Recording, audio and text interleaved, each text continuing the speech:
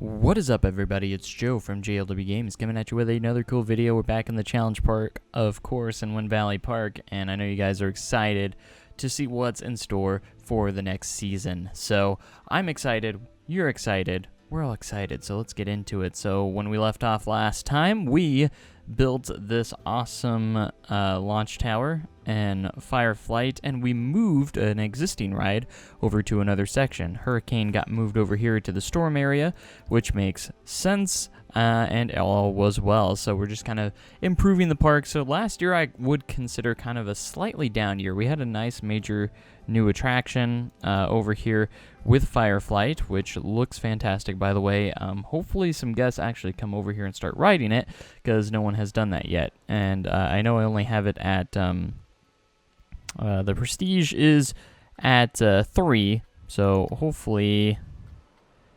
they'll still come over. Oh, we got some people running to it. Yeah, they're excited. People are gonna ride it.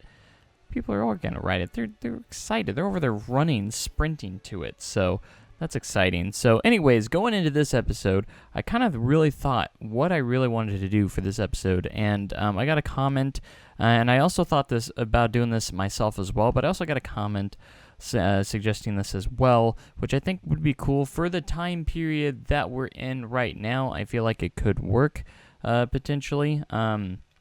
So basically, we're going to be building our first B&M coaster, because it's about that time where they kind of upstart and get started.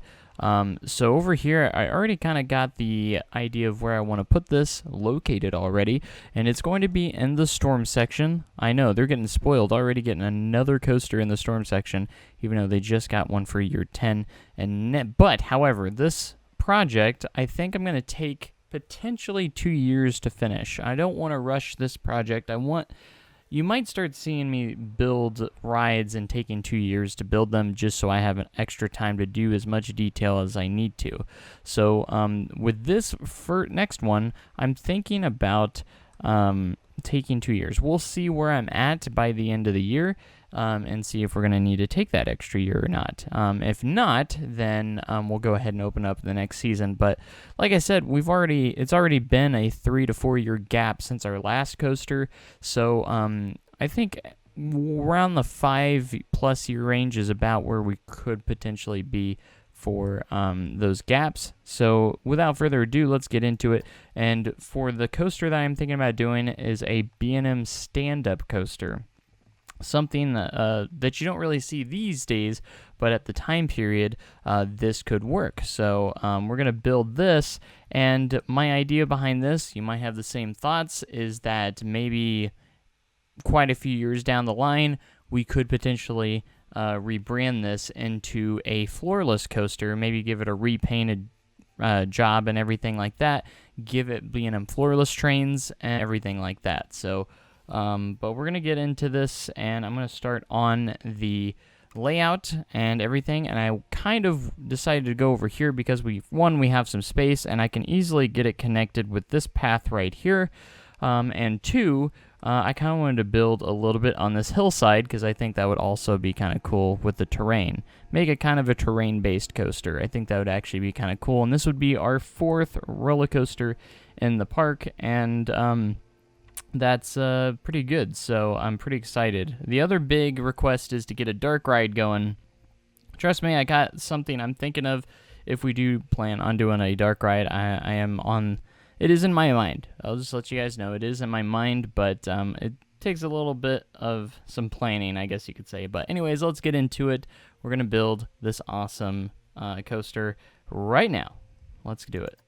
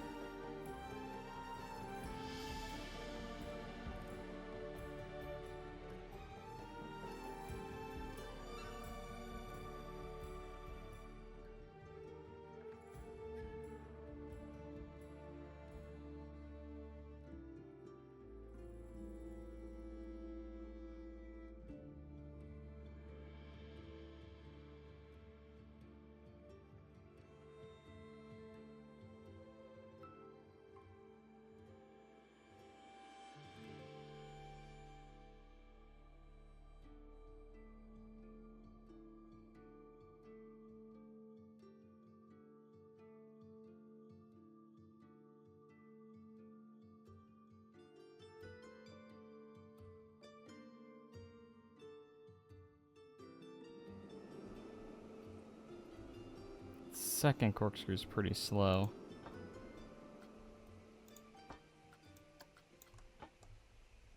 It does make it through the layout, which is our first plus.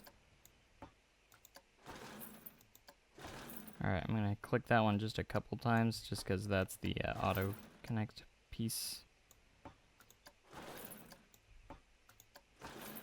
We need to smooth out the turn as much as possible in that spot, so.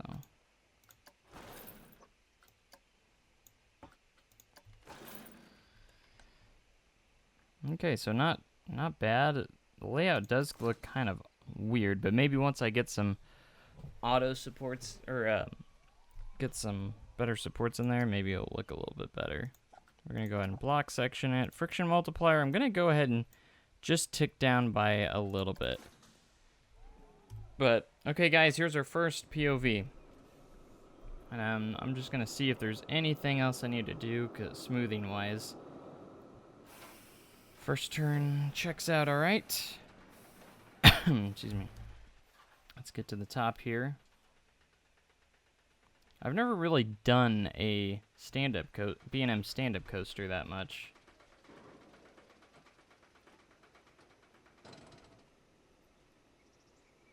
I'd imagine it's very kind of built very similar to a floorless, but and I wouldn't say this is my best creation when it comes to B&M floorless B&Ms, but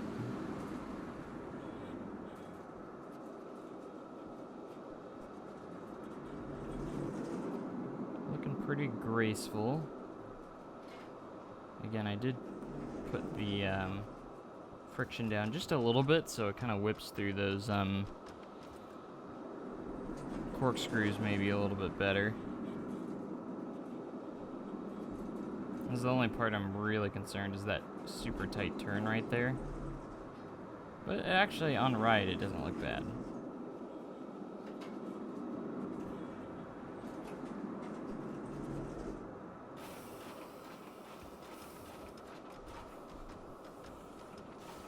Again, I'm no expert coaster builder by any means, so this probably isn't the most realistic, but, you know, that's okay. I try to get as close to as realistic as I can sometimes. Sometimes I miss the mark a few times, and a lot of people are always quick to point that out sometimes. Okay, so also for this season, since this coaster probably isn't going to open, the only thing that's really going to probably be new is I'm going to put some PTC trains on Thunderjolt. They're going to finally make the switch to PTC trains. So I'll probably do that because I think it would be kind of realistic. Get rid of the old, super old school style trains and purchase some trains from them, so from PTC. So I think it would actually be quite nice, honestly, so be a good idea. Good ideas. We'll want to do our B&M connectors.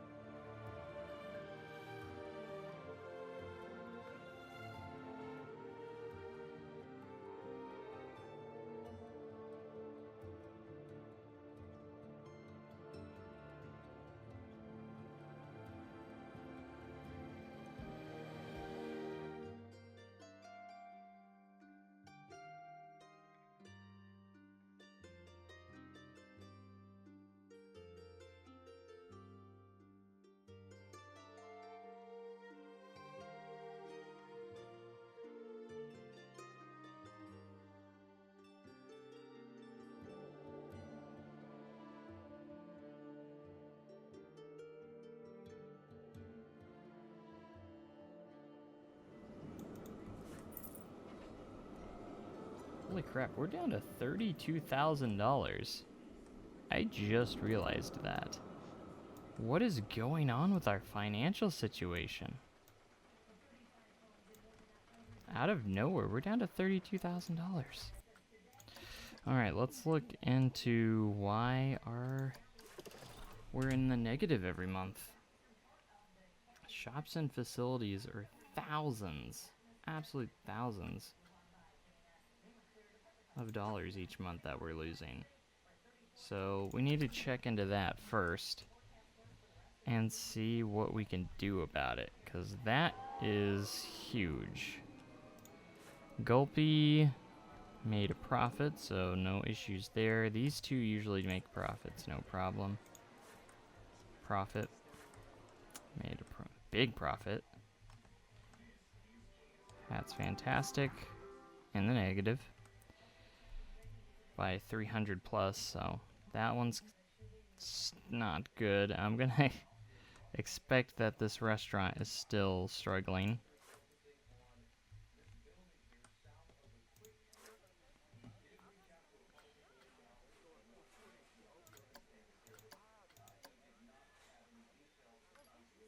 Valley Cafe doesn't go the extra mile. What is that even supposed to mean? Great food. Negative 1,200 a month. Why is it? Why does that do so poorly? That restaurant is so bad. Probably save a ton of money just by getting rid of it. Alright, we have the just a memento here in the negative, but not by much. Are there any other shops that I need to know about? It's mainly the restaurant. So I think we might actually shut the restaurant down for now until we can figure out why that is. It just does so poorly. So poorly. So we'll be able to save $1,200 a month by actually closing that. Okay, so we also have quite a few employees we probably need to worry about too. Staff wages are pretty high. Rides and tickets aren't what they used to be. They used to be making like 10,000+, but not anymore. But yeah, this is a little alarming with the with the money. We're actually not doing good right now. So that's actually a thing to kind of note and keep in mind as we go forward here, because we're not doing well. We actually need to check out the testing. So we got 4.20 on the excitement rating, a duration of just under 2 minutes. I'm going to call it 2 minutes. Track length of 3195, max speed of 52 miles an hour, biggest drop of 83 feet. I think those are pretty realistic stats overall. So how fast does our arrow go? Our arrow's faster, I think. Yeah, 57 miles an hour. What's its biggest drop? 105 feet. So I think this ride, is this ride taller? It's actually pretty close. I can't tell. It doesn't go as fast as the arrow, but it's got 4 inversions, multiple corkscrews, but so does the arrow. So a lot of people might say, oh, it's too similar to the arrow, but remember, it is a stand-up coaster, so it's a completely different experience that you gotta remember. So we do gotta keep that in mind. All right, we are in October now, so again, I'm gonna take 2 years to complete this ride because I don't want to be rushed. I kind of want to just take my time and enjoy it as best as I can here. So there it is. Now that we got a spiral staircase for that, let's go ahead and get that footer that we missed. Where was it? Right there. So this ride, we're calling it the Vortex. That way we don't get sued. If that makes sense. The Vortex. It makes a makes complete difference from the rest of them. So it's obviously completely different. So just saying, before you get your all your hey, that already exists. But this will be the first time the park has worked with B&M.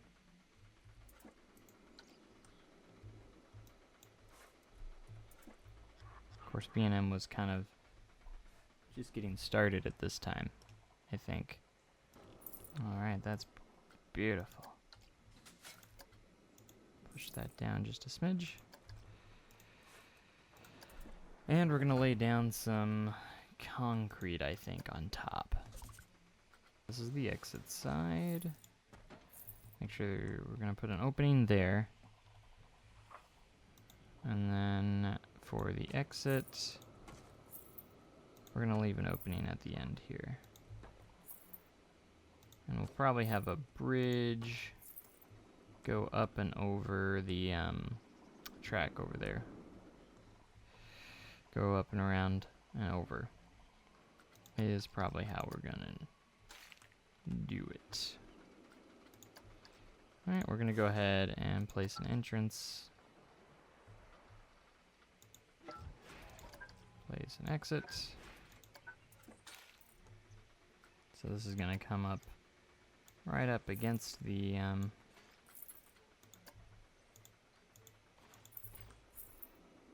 transfer track there.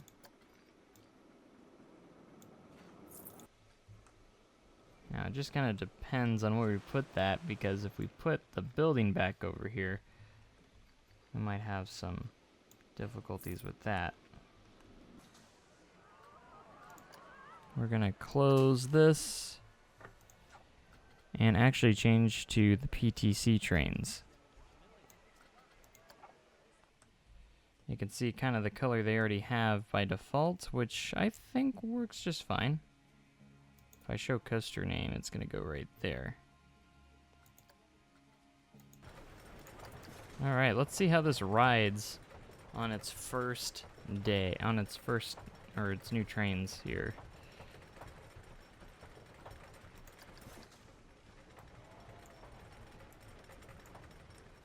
Since now they have the PTC trains, and the trains are a little bit longer, so it could change some stuff.